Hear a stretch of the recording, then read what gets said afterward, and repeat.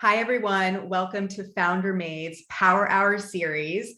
We're just going to wait a couple more minutes while people join us.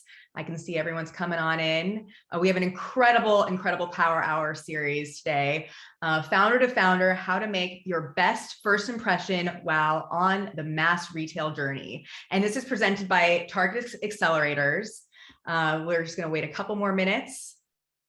Just get settled. This is your time to get empowered with Founder Made's Power Hour.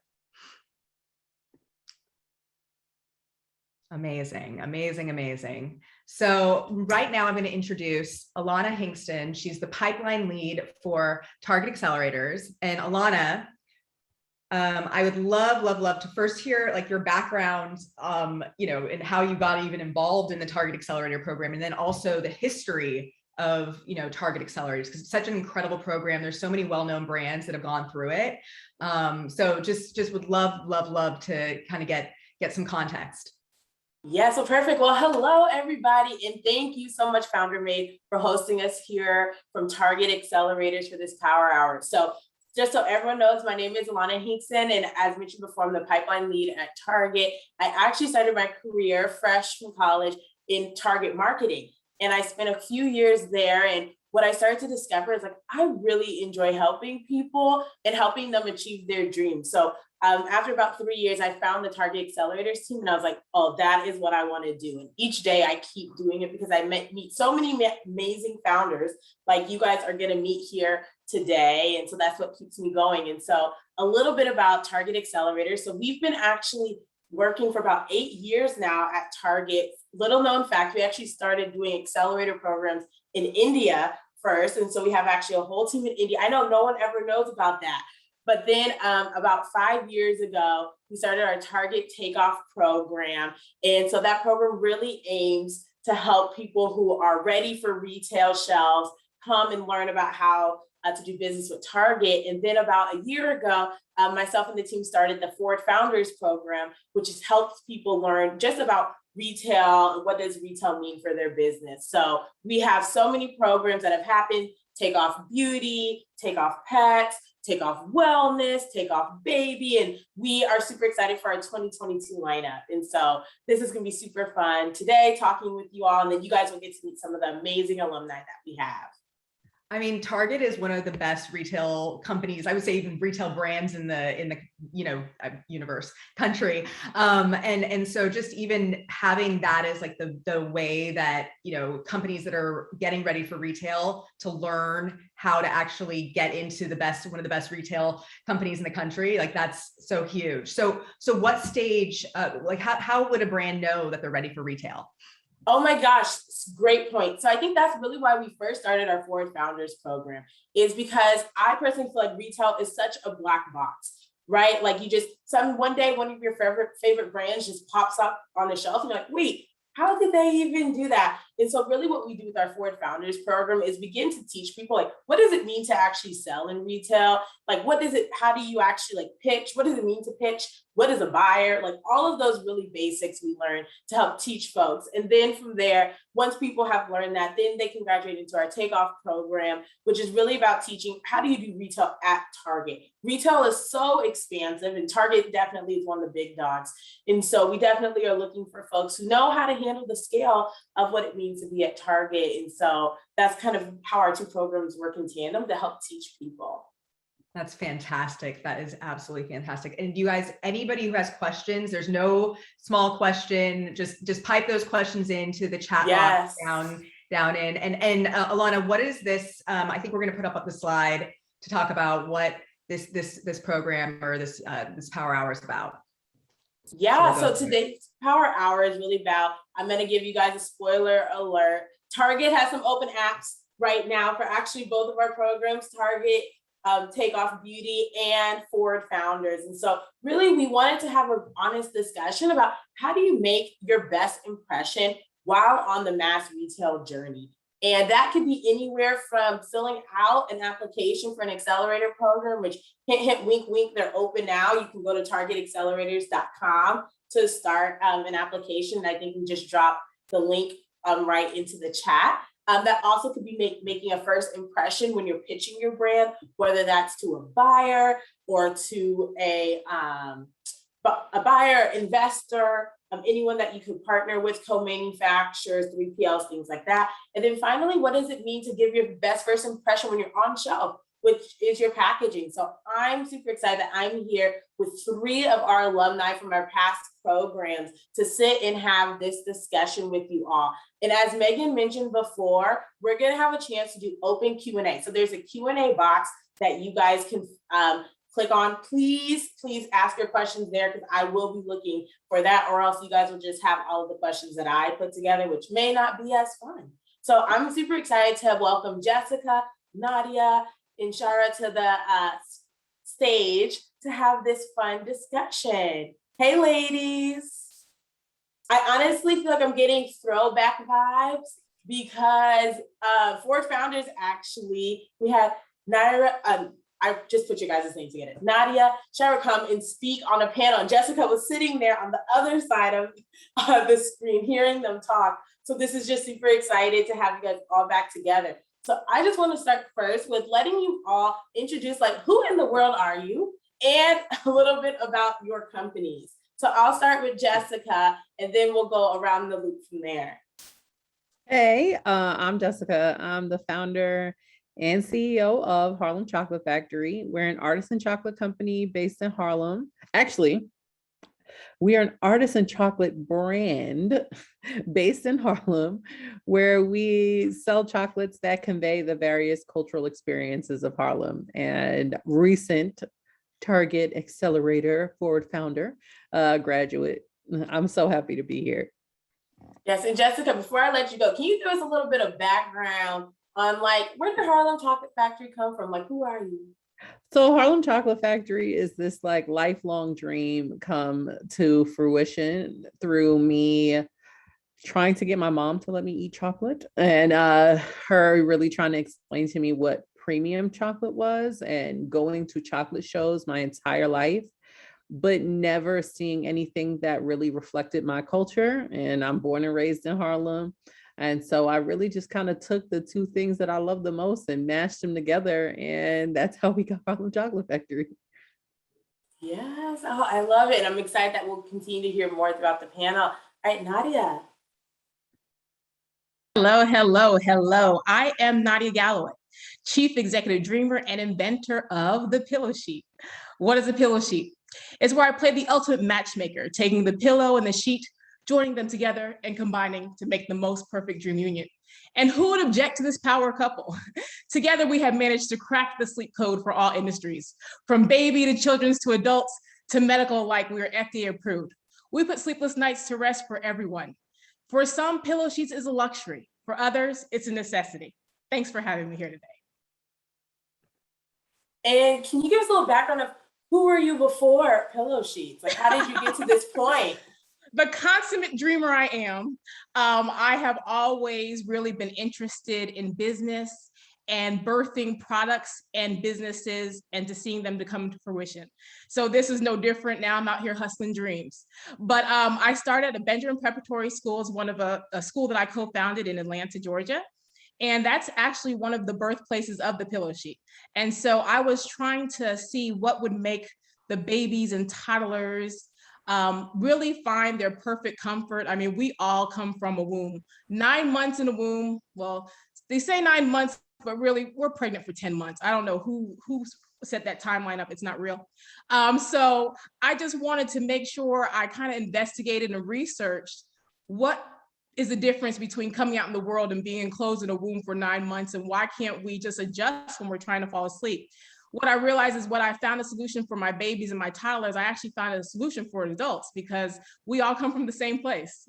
And that's the cool thing about it. So that's where I came from. That's where I started a background in international business. I have a master's degree. And that's who I am. But most importantly, I'm a dreamer. I love that. All right, bring us on home. Hi, everyone. I'm Saida Frias, and Nadia, I'm trying to get to your level with the speech. I'm the co-founder of Luna Magic. We're beauty with a vibe. We provide high quality cosmetics at great prices. and talk to us a little bit about how you started Luna Magic. Luna Magic started about 2 years ago. It started as a fun makeup brand, but now it's starting to evolve into a lifestyle brand. So we started with makeup, we're moving into other categories. So we're so excited. Yes. Okay. I absolutely love that. And I have to give a shout out to both Luna Magic and Pillow Sheets, because you can find them both at Target, not to like make that plug, but at Target, www.target.com. Look for them in the search bar, and there you go. So for today's conversation, we're talking about the importance of nailing right your first impression. So just so we're all like talking apples to apples, like what do I mean by a first impression? So first impression is really the event when one person encounters another person, and forms a mental image of that person. And so scientists are all over the board on how long it takes, but it takes somewhere between 7 to 27 seconds to make a first impression, which is not a ton of time whatsoever. So today we're going to talk about it from 3 different angles. We're going to talk about it about applications, pitching, and packaging. Really like how in all those different areas, when you're going through retail, you have to learn how to make that first impression.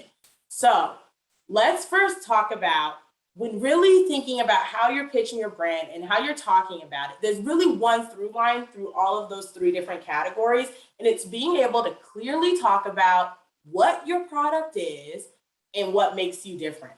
A lot of times people get like 1 or 2 of those correct, but it's really hard to find the combination of talking about what your product is and what makes it different. So I would love, and you guys can answer this. Can you talk about how you figured out what made your business different? Like, how did you figure that out? And how did you figure out how to tell that story? Well, I can share my experience with that. I started my business. I had the idea for it for forever, but I actually attempted to start a kind of similar business when I was in college and failed within about 3 months. My previous business model was make a bunch of samples and give them away for free, and then everyone was going to order from me. And that clearly failed. But I like to think that it was an opportunity for myself to kind of understand what not to do. And so when I was really trying to start Harlem Chocolate Factory, I went to a business plan competition and like took these business classes. And I had these really seasoned entrepreneurs as instructors. And what she said is, if it takes longer than 2 sentences to talk about your business, you failed.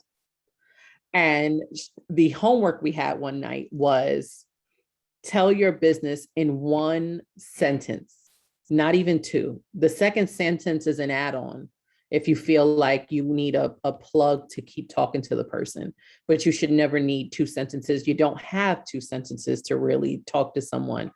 And I wrote all night, like trying to figure out how do I wrap up because you feel kind of like attached to your business and the love and the care that has gone into it. So you want to tell them about how when you were sitting with your dog when you were 3 and they brought you a chocolate bar one time. Like I went through this whole thing. I had it was like 2 paragraphs to kind of explain Harlem Chocolate Factory.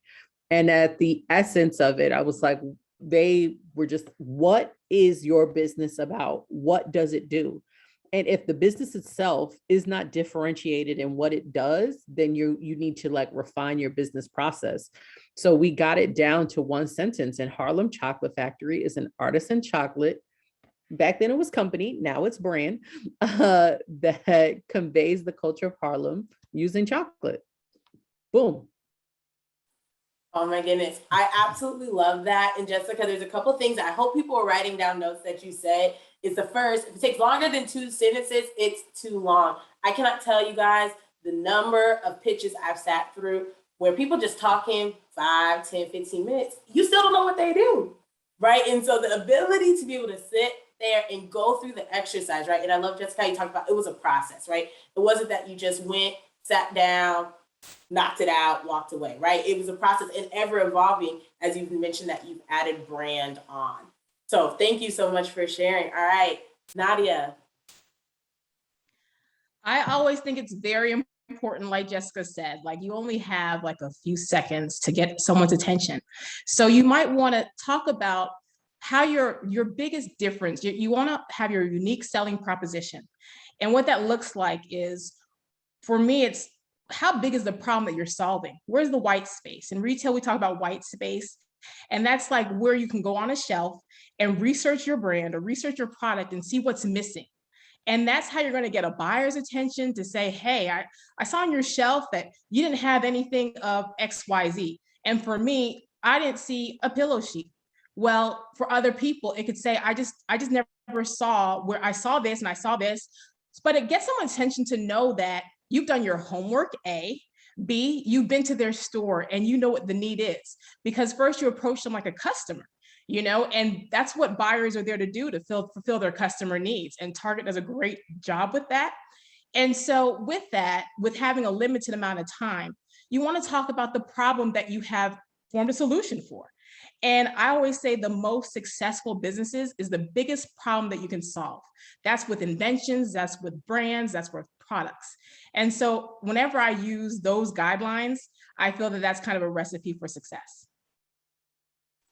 Nadia, I am loving the fact that you talked about find the white space. I think a lot of times people don't take the time to do the homework to understand if they're actually different. And I love retail because it's not a secret when you walk onto a shelf, right? Like you can either see the product there or you don't, right? And you can pick it up, you can study the competition. So I think really, in order to articulate your difference, the idea of doing your homework, finding that white space.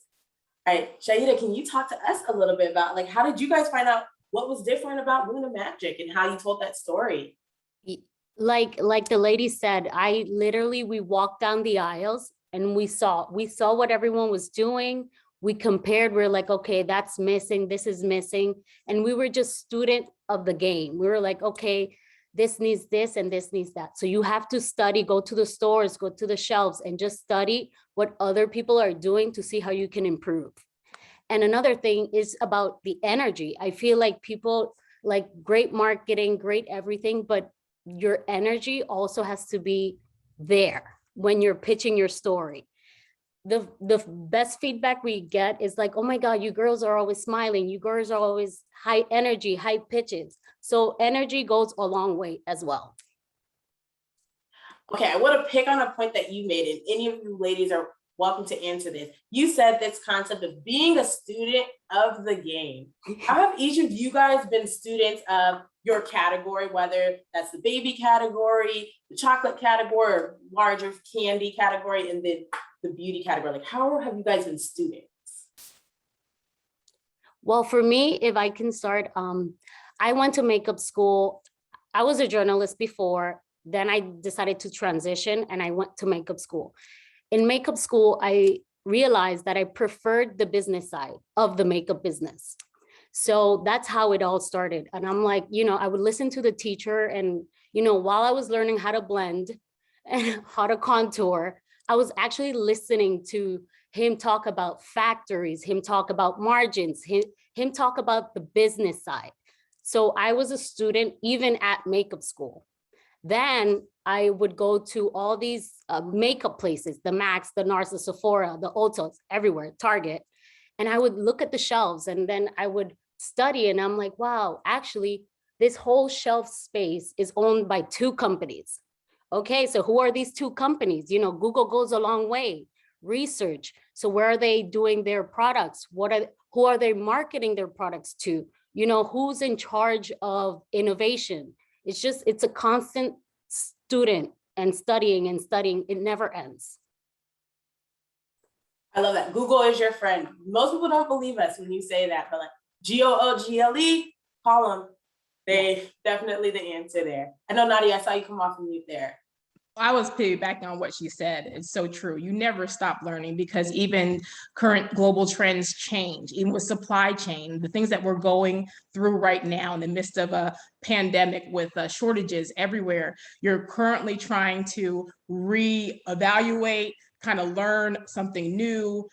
So you always have to just keep an open mind and don't be stuck in the same cycle. You have to be, fluid and be able to deal with change. And so it's a constant learning, constant trying to make sure that you talk and stay associated with other founders and other people that have gone through some of the same things that you're going through, because together you all can really be able to crack different codes and just kind of figure out, how to make things work. We have got to get the products to the customers.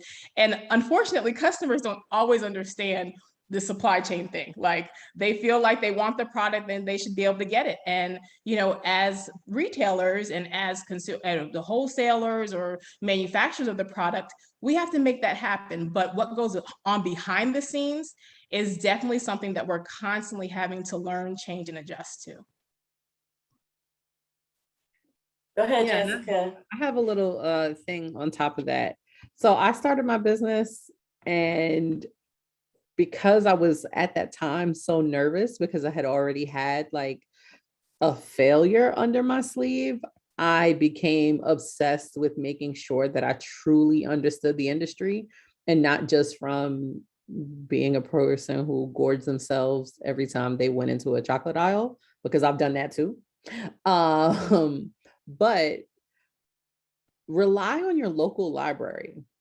So a part of the Target program, absolutely amazing. We got all of these different, we got access to a whole bunch of different reports that normally cost small businesses tens of thousands of thousands of thousands of thousands of thousands of dollars. And when you're a small founder and you have a small business, you may not be able to afford that. Now, yes, you can go for the Target Accelerator, and you need to do that. But at the same time, you also have access through your local library to certain databases. Like it wasn't my first time seeing a Mintel report when I joined the Target Forward Founders Program, because as a part of my local library, I was able to have access to Mintel. And sometimes you may not be able to get actual Mintel reports, but there are other databases that are available through your local library. They pay for the access, and you may have to actually physically go to the library to research, but your local librarian is basically Google in human form. And don't sleep on them. Before this, like I'm a nerd. So I spent a lot of the time at the library. I have library cards in multiple cities. I will tell you that your local librarian can really help you. And they love a project like research and understanding things. They are literally born researchers. Librarians have degrees on what it is to research. So to give them a question of, hey, I'm trying to find out how much baby food sells for, blah, blah, blah, blah, blah. You send them, and they're like hound dogs, like with it, like you're dangling a research project in front of their face. So do never discount your local librarian and her ability to get you that information that may be behind a firewall, say if you do go to Google. So local libraries are the bomb. Support them, donate to them. Yeah. That was game right there. If y'all did not walk out, if you did not learn anything today, you need to go visit your local library and see what they have. I'm like sitting here like, where is my library card? Because I'm about to go check it out as well. Absolutely love that. So let's transition a little bit. Jessica, you set me up real well to talk about applications. As we've said before, Target Accelerator has some open apps, and all of you ladies have successfully gone through that process, which means that you each had a very compelling application. So what's really interesting about applications is you have a little bit of space, maybe 100, 150 words, to really bring about like why you're going to be a great fit for a program, what your business is. Can you guys talk about like how do you approach applications, whether for accelerators or pitch competitions, of what information you want to convey, and like what are some things that you end up putting in the application, and what are some things that hit the cutting room floor? So whoever unmutes first. There you go, Nadia. I'd say applications are just like a pitch. Whoever's reviewing applications, they have so many, hundreds in front of them. What's going to capture their attention? Talk about your accomplishments off top. Make them hungry. Give them those first opening statements like, why do I want to continue to read this? Or do I want to just close this up? I know it's my job. I got to check the boxes. But don't let them just read your application by checking the boxes. Give them something interesting to read. And I think if you can start with what you've accomplished and what you've done and talk about the problems that you're solving off top from the beginning, then you give that evaluator the chance to really want to dive in a little bit deeper and not just go through the motions of reading another piece of paper. So fill those lines up with something bigger than just nonsense. I love that. Someone who's on the other side of that. Yes, we love a good story. All right, Shaida. I would add to also within the first paragraph, say that you are ready to execute on the purchase order. People don't understand this opportunity is great. With the marketing, yes, my business is great. My story is great. My product is great. But if you give the confidence that you can execute a purchase order, that helps in the application as well. So just say, yes, as I'm ready for business. I love that. Jessica. And lastly, invest in Grammarly. Let me tell you something, right? I have an English degree. I spell things wrong all the time. I write things wrong all the time. Grammar jacked. So it just happens. You're under a lot of stress. You're doing things in the middle of the night. You're working till 1,000 o'clock in the morning. Even if your story is great and all that, throughout the pandemic, the first year, all I was doing was applying for grants and I wasn't getting any of them. And I'm not trying to say Grammarly did it, but I started uploading all of my like essays and speeches I was writing into Grammarly and getting a chance or any kind of like food, Grammarly they ain't cutting me no check. So, whatever, but any kind of like speech editing software or, writing software, because you really need like an extra assistant. You're tired. You're actually running a business. I have an English degree and I'm like, ooh, my grammar was crazy. And I started being able to reread my speech, reread what I wrote to a person. You only have 500 words. You only have and now they're cutting it down. They don't even want to read that much.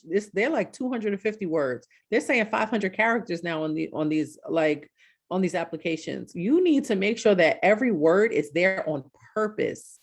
And it serves a purpose. How many times have you rewritten, oh yeah, I'm really good at, you're telling yourself that this makes sense because it makes sense to you, but let a little piece of AI look over your document to make sure that it's actually written well and that you're communicating who you are.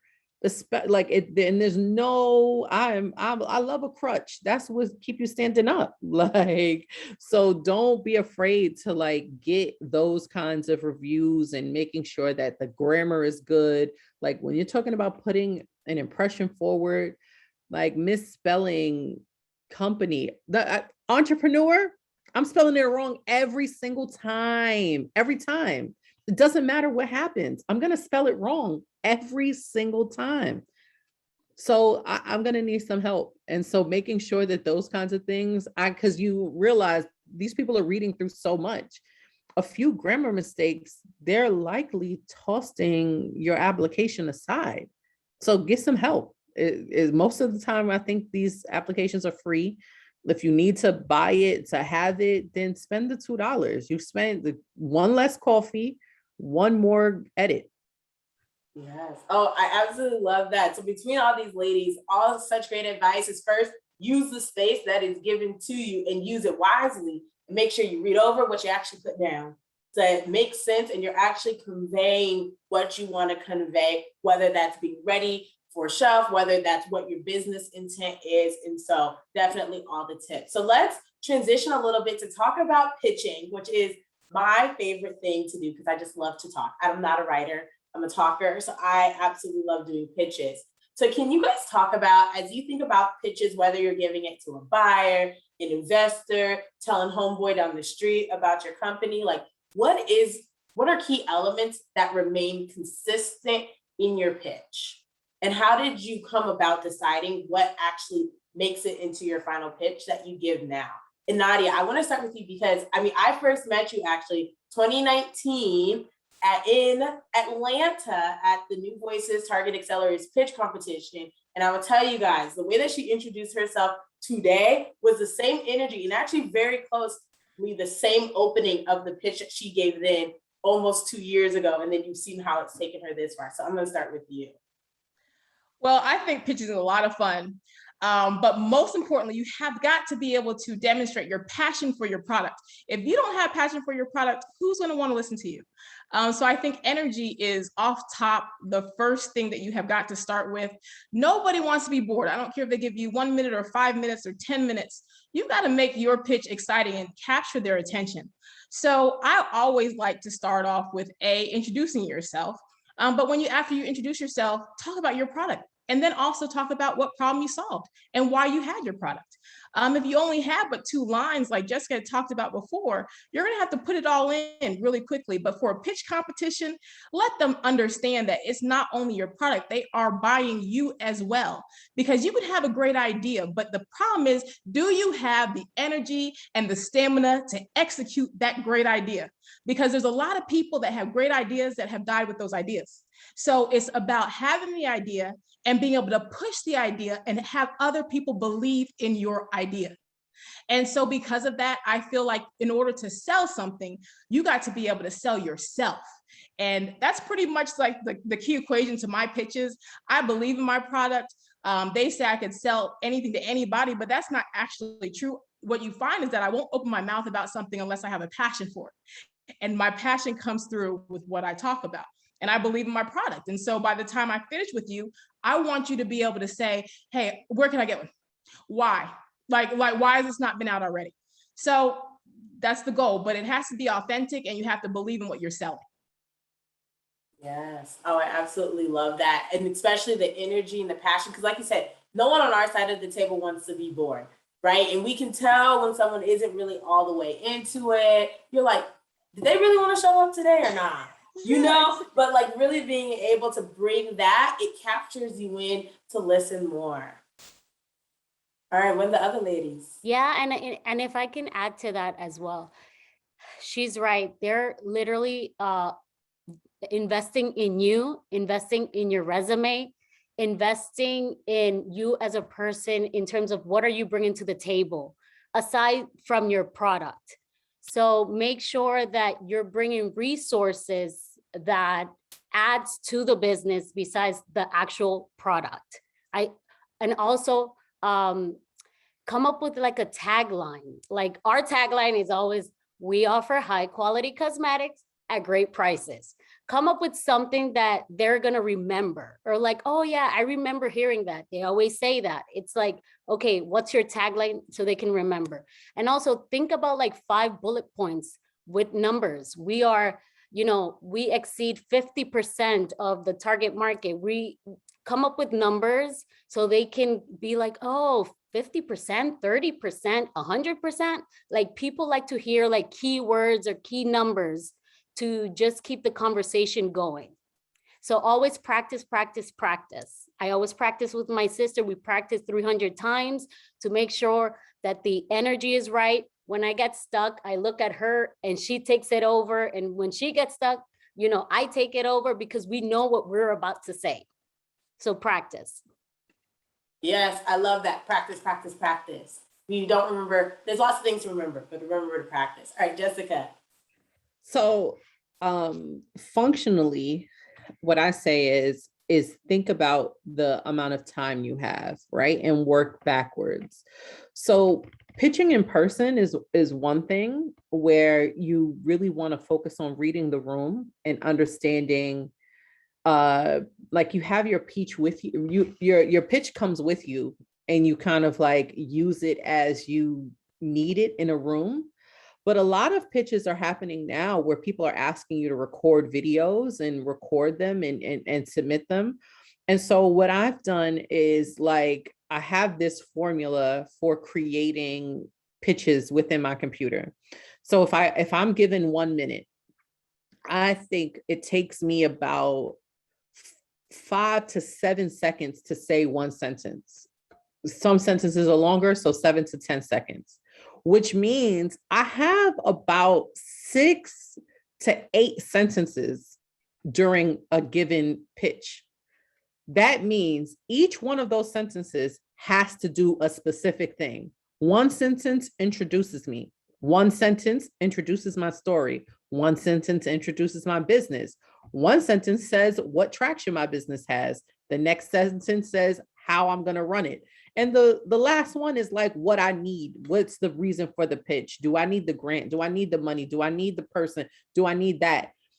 When you have that formula, it becomes an easily replicatable kind of system. So you get these kind of key targets that Shahida was talking about, like you have, like making sure that that sentence is a powerful sentence. And the whole time, like Nadia said, making sure that your energy is high and on and you have the confidence.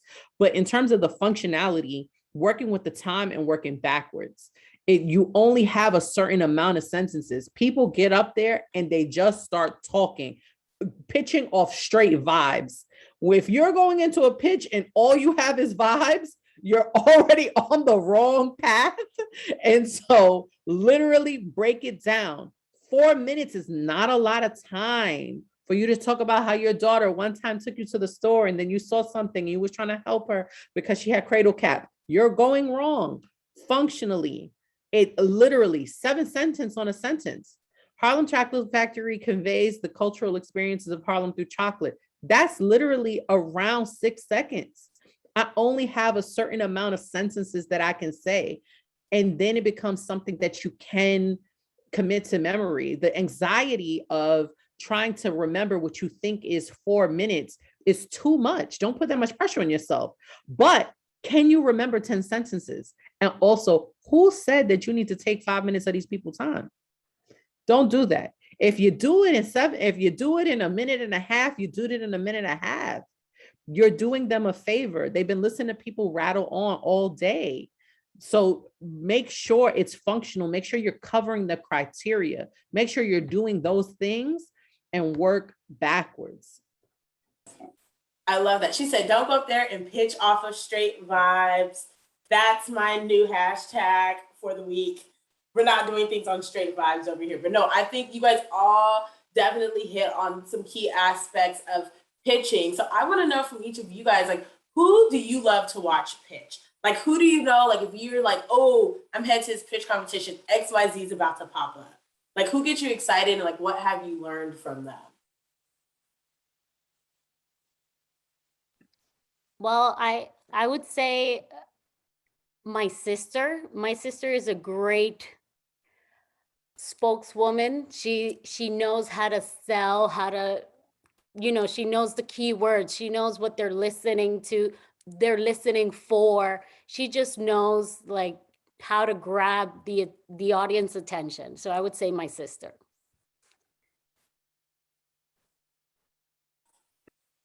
There's a woman actually out of Harlem.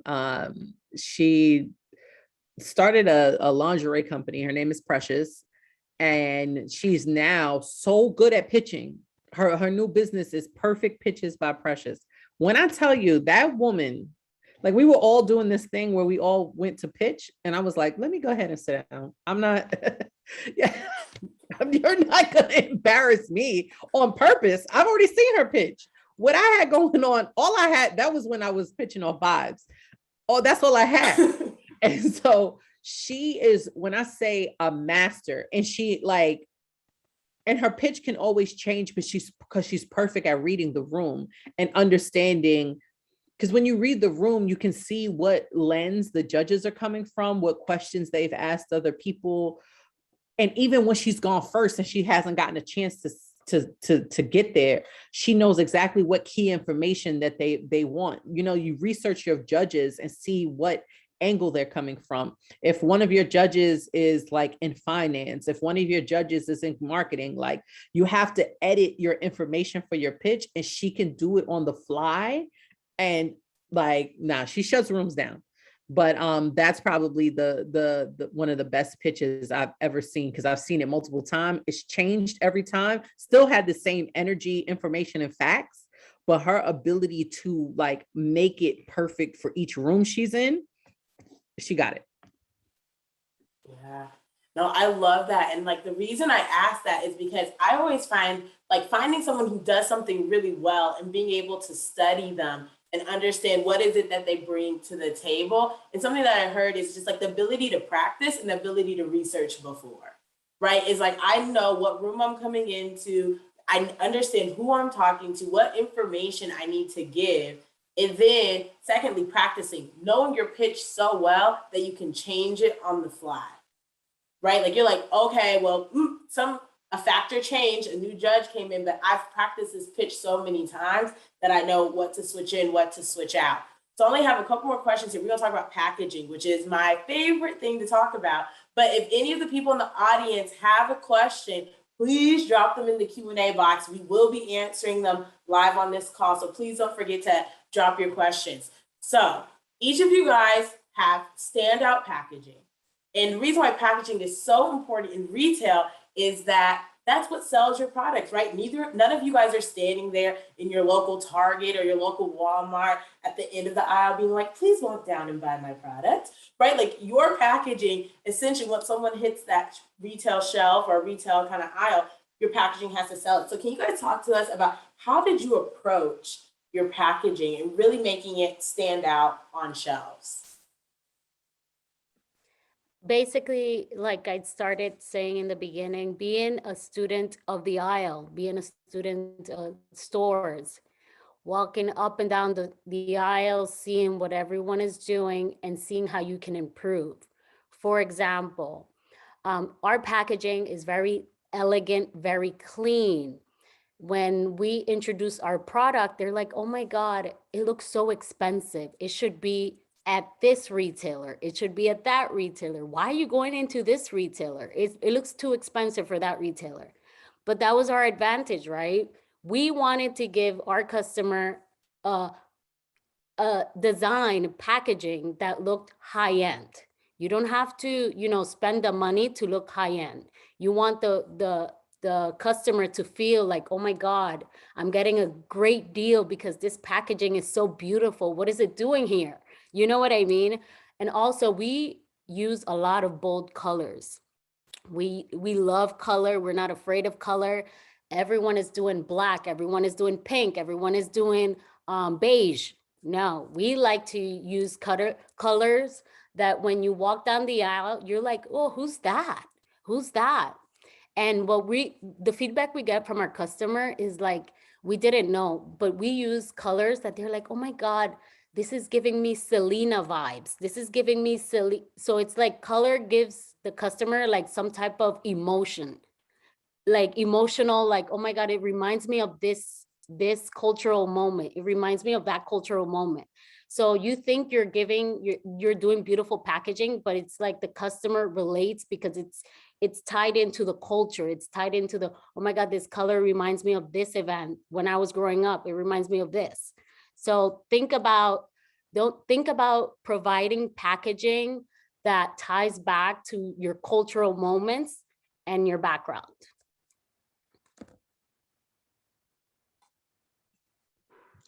I agree with packaging. It's all about putting your brand out there to where you know that people are going to want more.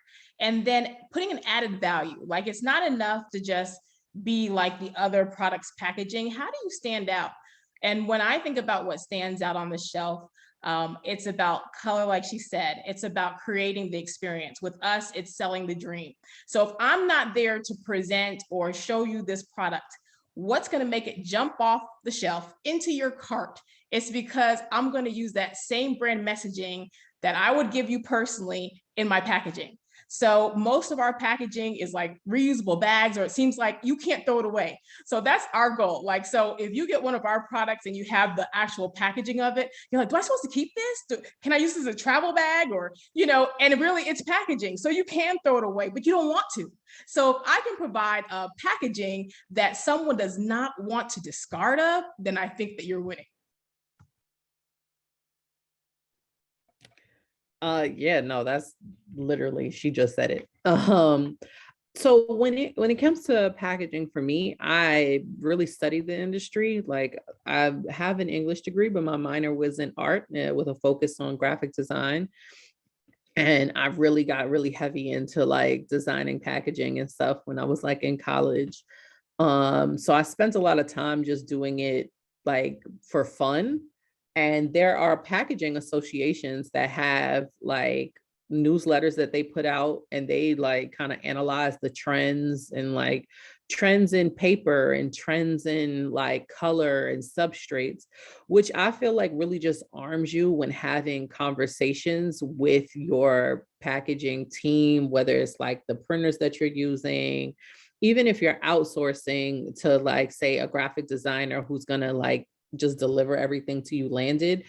When you can have a conversation with them to say like, okay, well, I want a different point, I want a different type of chipboard, I like being able to navigate those conversations are really good. And you can use the industry. So there's like different packaging industries, and even specifically for your industry, they may have like packaging people, and the bigger the company, the more likely they are to actually put out their own kind of like case studies and reports. So you can read those as well.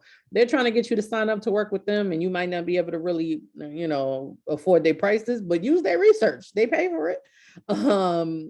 So with that, I designed our packaging based off of our consumer. So I started with the consumer in mind and like went into their home and what it looked like. And so my idea was we'd wrap each chocolate bar in a picture of Harlem, but then when they'd open the bar as well, the bars would be brownstones. And so it would just carry all these things forward about our brand. And so you would literally be eating a brownstone that came to you in a brownstone or in some other kind of packaging, and it would stand out on a shelf or on a table. Like the idea that we were going against, and for our specific industry, was like, if you're receiving a chocolate gift and you've got a whole bunch of them, how would this chocolate bar stand out from the 6 other that you might have on the shelf? And we started from there. And it's really just thinking about how our item was in the home of the end recipient. Like, because even the customer may not be the end recipient. So what would motivate someone to purchase this for someone else? And but you know, just really, I say just really focusing on your industry. And that's how we started. So yeah. What I love so much, and it feels like such a full circle moment for all of the prepared questions, is really starting at the top and talking about what makes each of your guys' companies different, and how did you discover it, and how that comes full circle into the packaging, right? I think so much about at the beginning, Luna Magic talking about like, we are affordable luxury, and then how in your packaging, that's exactly the experience you wanted to deliver. And all of you guys have touched on that. So if there's nothing else that the viewers get from today, it's really this idea of spending the time to understand what makes your product different, being able to succinctly articulate that. Because once you are able to do that, that becomes a through line, no matter where you show up, whether that's filling out an application, whether that's pitching, whether that's in your packaging. So what's awesome before we close is we have some questions from the audience, which I love. So some of them I'll summarize for you guys, but we'll start off with a question from Barbara. So as you guys think about talking about your existing traction for your companies, how do you think about telling the story of your online sales when thinking about Shopify or other online marketplaces? Like, how do you use those numbers in your storytelling of existing traction?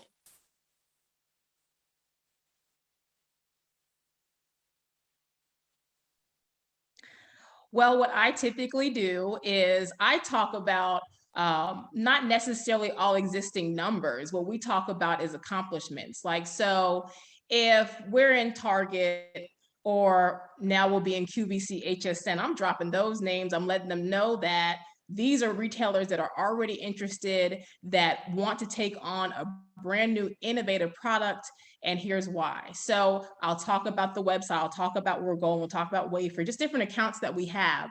But as far as number specifics, you don't have enough time to talk about all of that unless you just have a drop dead, like drop the mic moment. Like I say, well, you know, debuted on The View. Within 22 seconds of a spot, within 12 hours, we sold over 2,000 units and that was a 6-figure day. Unless you have one of those kind of drop the mic moments, leave it out, but if you do, well, go ahead and include that, but make sure it's somebody they're familiar with and that holds a lot of weight. And so that kind of gives you that competitive advantage. I love that. So really thinking about those online numbers in the, I guess, idea of what is the story that you're trying to tell? What is it that you're trying to convey on? And really thinking of that first of being like, what is the story? Now, what numbers back that up versus being like, I just want to tell you these numbers to tell you these numbers. So next question I have, this is from Nicole. Nicole wants to know really about how did you guys think about funding either packaging or new product development? Like, did you seek outside capital to do that? Did you think about just reinvesting back in your business? Like, how do you think about approaching adding that new once you've already established as a brand? Oh.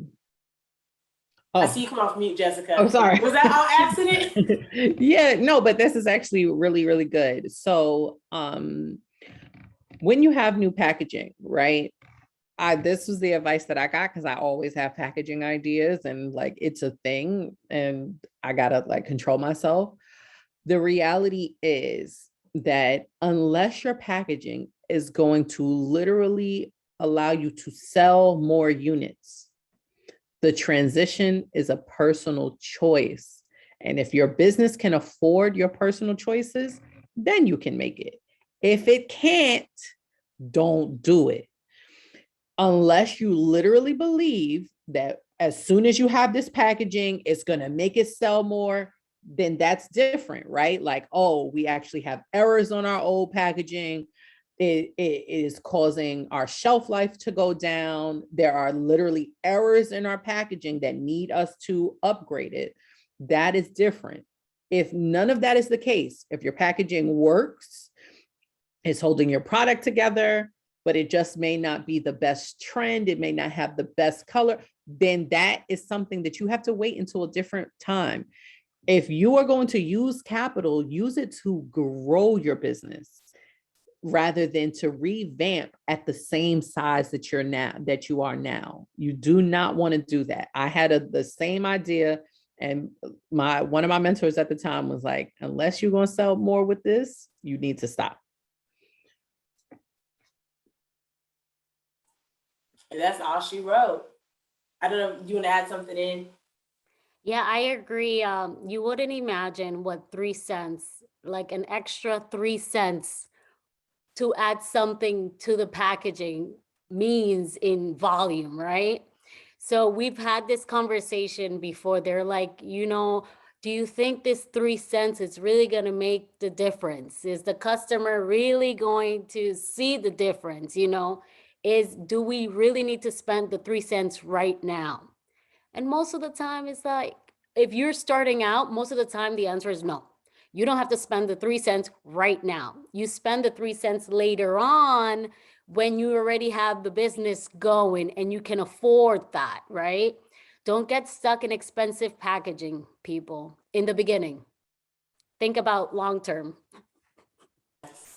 I love the idea of, as you talk about those financial implications and not doing a plug on purpose for Forward Founders. But that's something where we spent like 2-3 weeks talking about financials and understanding the cost of everything and how like, oh yeah, 3 cents, like 3 pennies, that's cool. But once you start hitting that retail scale and you start having margins come into play, so the retailer taking their part, your rep group taking their part, right? Your 3PL taking their part, that 3 cents adds up real quick. And that 3 cents could have been your 3 cents. So no, I love that. Really thinking about the bigger picture and like, how is it actually driving growth for your company? So here's the last question that I'm going to take before I do my closing question is, for those of you who are in retail, how do you get your customers to go from online into retail stores? Or are you going into retail to reach new customers? Like, how does retail play kind of into your whole customer journey? So I've heard that retail is dead, and it's not. Clearly, what happened last year really, and Target being an essential door and the other retailer being an essential door, you need retail to scale. You need retail to just make your business bigger and bigger and bigger. Foot traffic is very important. The customer is in the store. The customer is like, you go to Target, you go buy groceries, you walk by the makeup aisle to see what's new. You weren't planning on buying anything in the makeup aisle, but you just walk and then you're like, oh, I like this. It just happened. So retail is very important. We have customers that they didn't know who we are, they didn't know who we were, but because they saw us in retail, now they're buying on our website because at the store is sold out. So you need retail. It's at least to get the customers to know who you are at the beginning. It's like a free marketing, quote unquote.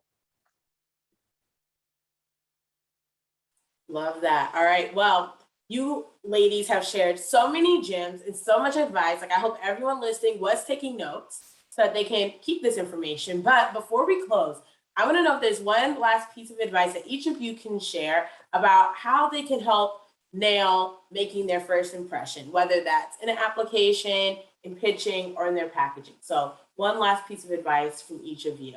Whoever unmutes first can go first. I don't know if that's an incentive or not. Like, I think that's like an anti-incentive. So I say that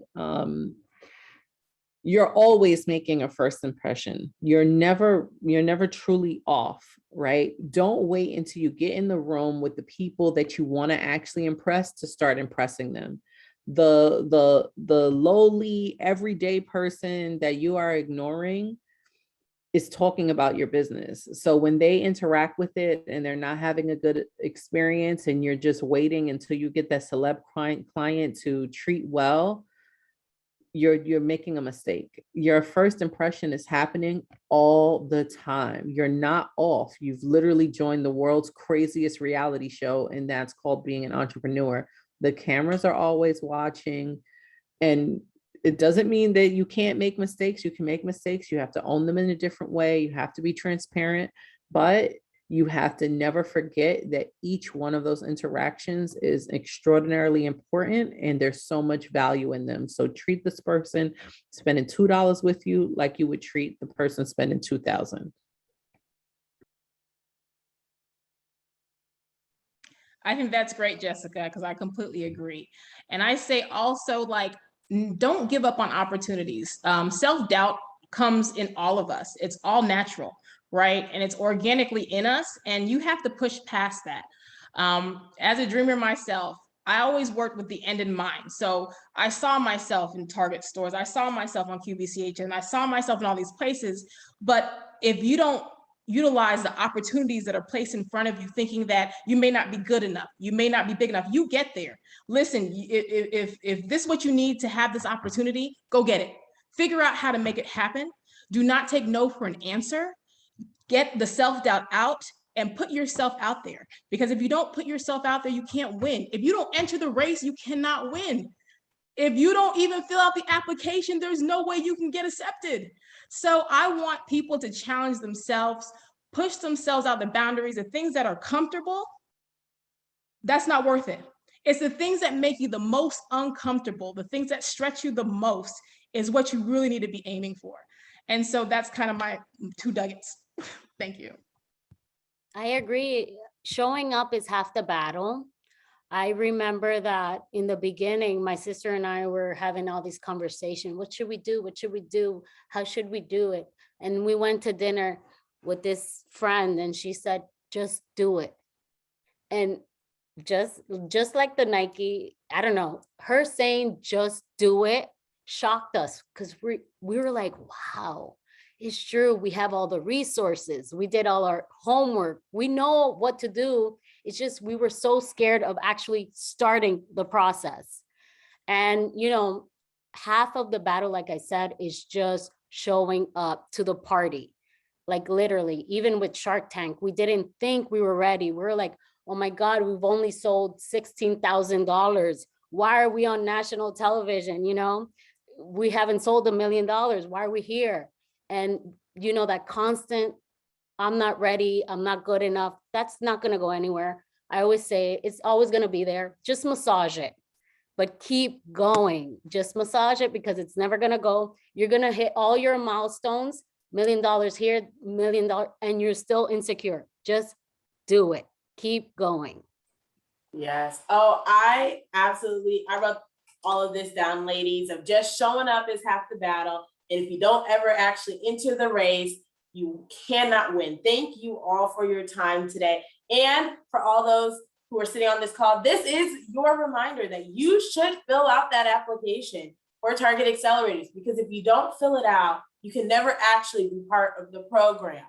So thank you so much, Megan, for having us, and to the Founder Made community for all having us. I mean, the energy that you ladies brought, I was like near tears on some of the pieces that just massage that doubt. I mean, there are just so many good, the greatest reality show called Entrepreneurship. Like, I mean, there's just so many great taglines from all of you guys. So thank you. Your mission and all that you guys are building and the way that you're building by taking the action and doing what's hard is just, it's really, it feeds all of us who are entrepreneurs, working our butts off and going through all those doubts. So thank you. And Alana, and thank you to the Target Accelerators team. We just love working with you. And guys, send to your friends, targetaccelerators.com, anyone who that needs to learn and get into retail. This is the A+ accelerator program to do. So just send it to your friends and spread the magic. Thank you so much. And with that, we have a Build Your Business Power Hour series tomorrow at 1 p.m. Sovos presents how retailers can prioritize growth with the right sales technology. So that is, we're building your business this month. This is like, we're all prepping for 2022. So this is our learning series. We'll also have playback on this, so you can pass along to your friends, because I know that some people couldn't join. But yes, join us for the Power Hour series tomorrow at 1 p.m. Then we have our discovery show at home. We also have, this is where we discover products in food, beauty, and wellness, and we learn about the entrepreneurs behind the brands. We have a great box that we ship to all of our media and retailers. And if you'd like, you can also purchase a box to discover the products. And then we have our last virtual show of 2021, our D2C Summit, Innovators of Tomorrow. It's a direct consumer executive summit for the innovations that are launching, all these innovative products that are for the direct consumer businesses. So any of the technology companies, if you want to learn how to market, just attend that show and, just keep growing with us. Growing, learning, winning. That's all there is. Thank you guys. Thanks everyone. Have a wonderful, wonderful week and keep building. Bye.